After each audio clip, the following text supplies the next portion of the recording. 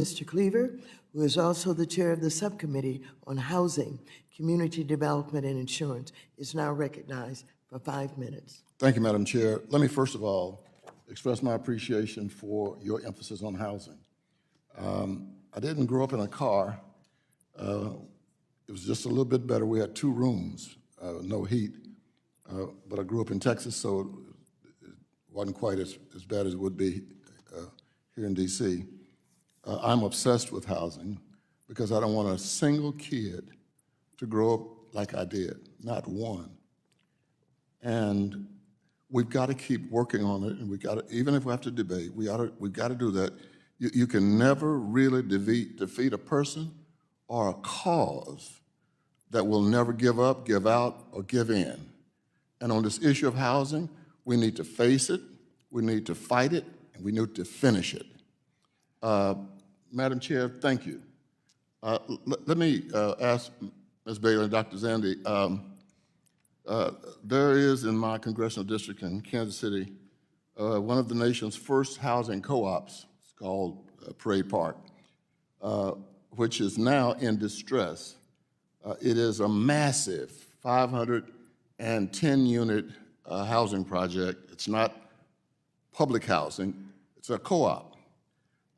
And this week, in fact, yesterday, Monday, HUD took management control of the property. And they're trying to preserve this affordable housing asset in this congressional district. Now, my greatest concern, it still is, if HUD had not taken it over, somebody would have eventually been condemned, foreclosed, demolished, and it's a huge tract of land. And my fear was that some corporate investor would come in, redevelop, raise the prices, and alter the community. So, Ms. Bailey, Dr. Zandi, what can we do, what can Congress do to prevent the mass transfer of affordable housing from community ownership to these large profit-seeking corporations? I guess that may be redundant, corporate, but what can we do? Thank you for the question. We can do something different. We can make sure we put the resources in the hands of owner-occupants. We have to do something different. Supply-side strategies alone have not produced different outcomes. We need things like targeted first-generation down payment assistance, so first-time millennial homebuyers can get to the table fast enough to have their offers actually considered. 1 out of 7 homes in communities all over the country are being purchased by investors, pushing out millennial homebuyers of every hue. So we have to make sure those communities get the resources that they need so that they can actually be at the table. We know that student loan debt is one of the major barriers for these millennials. So passing the president's student loan debt, just allowing that to process forward, could really help lift their debt to income ratios to make those families ready to actually participate and be at the table in a competitive way against these investors. Dr. Zandi?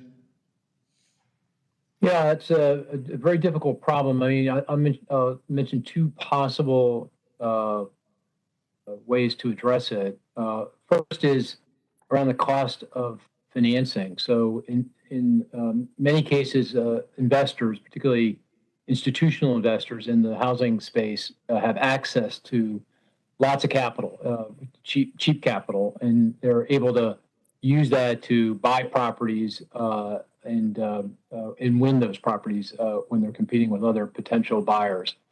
So a co-op, and I don't know the circumstances here, but just kind of thinking about this more broadly, co-op, if they were able to get access to capital that more readily and more affordably, that might give them a better chance of holding on and winning out in that competition.